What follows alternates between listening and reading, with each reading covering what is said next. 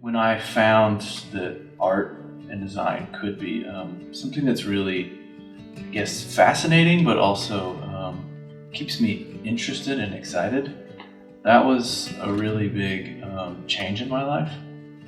And for me, I've had over 45 different jobs in my life. I never really could find the thing that I was super passionate about. It all has definitely played a role in my life. And I know that part of the research that I do in my studio that fuels the work that I make, because I really need sort of a context and content for whenever I'm working, is actually this idea of labor and work, because I've had a bunch of jobs.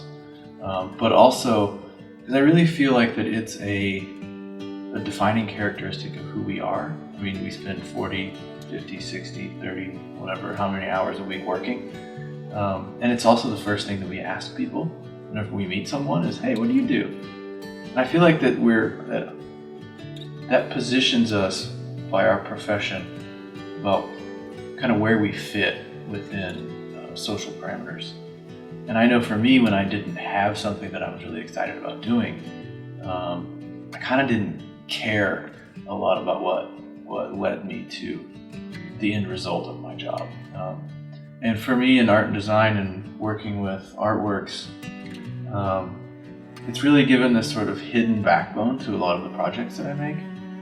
And thinking about Goodwill's mission to really help people find that job, it's giving people a definition to their lives, at least a starting point.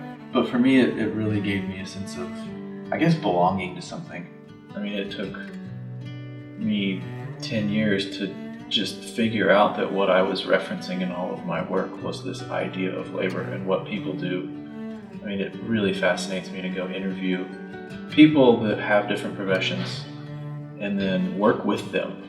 I've gotten to work with dentists, roofers, and that then translates into a piece of my work. And it won't have dental tools in it, right? It won't have a dentist chair in it, but it will have these reference points for conversations that we've had.